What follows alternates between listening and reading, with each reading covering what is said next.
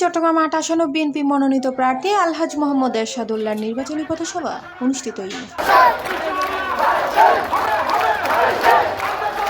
ডিসেম্বরের ৭ তারিখ রবিবার বিএলএ উপজেলার কদুরকেল চৌধুরীহাট চরণদ্বীপ ভরাফইরফার চরণদ্বীপ মসজিদঘাট পোপাদিয়া বাইকঘাটে শ্রীপুর নুরুল্লাহ মুন্সিরহাট এলাকাত আয়োজিত পথসভাত বক্তব্য রাখে মহানগর বিএনপির আহ্বায়ক আলহাজ মোহাম্মদ এরশাদুল্লাহ। বলতে চাই, আগামী নির্বাচন একটি গুরুত্বপূর্ণ নির্বাচন। গণতন্ত্র উন্নয়নের জন্য, উত্তরণের জন্য, গণতন্ত্রকে উৎকর্ষিত করার জন্য এই নির্বাচন অত্যন্ত গুরুত্বপূর্ণ।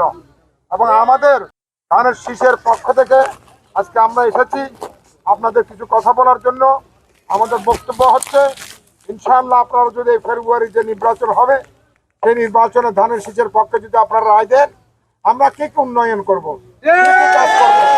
আমি বন্ধুগণ, আল্লাহ তাআলা আমাকে যে নতুন জীবন দিয়েছেন, আমি চাই এই নতুন জীবন আপনাদের মাঝে আপনাদের সেবা করে এই দুনিয়া থেকে বিদায় নিতে। সুতরাং আমি আশা করব আপনারা আগামী দিনের নির্বাচনে ধানের শীষের পক্ষে রায় দিয়ে আমাকে সেবা করার সুযোগ দিবেন। আমি গত 2008 সাল থেকে আপনাদের এই বোয়ালখালীবাসীর ভালোবাসা পেয়েছি এবং বিভিন্ন সুখ দুঃখে আমাকে আপনারা পেয়েছেন। ইনশাআল্লাহ আগামী দিনে পাবেন এবং যতদিন বেঁচে থাকবো আপনাদের যেন আল্লাহ তাআলা আমাকে সুযোগ দেয় আপনাদের সেই সেবা করার জন্য। দীর্ঘ 1 মাস পর মহানগর বিএনপির আহ্বায়ক এরশাদুল্লাহর হাসেফায় উচ্ছ্বসিত ওইফরে চট্টগ্রাম দক্ষিণ জেলা বোয়ালখালী উপজেলা পৌরসভা ইউনিয়নের নেতাকর্মী।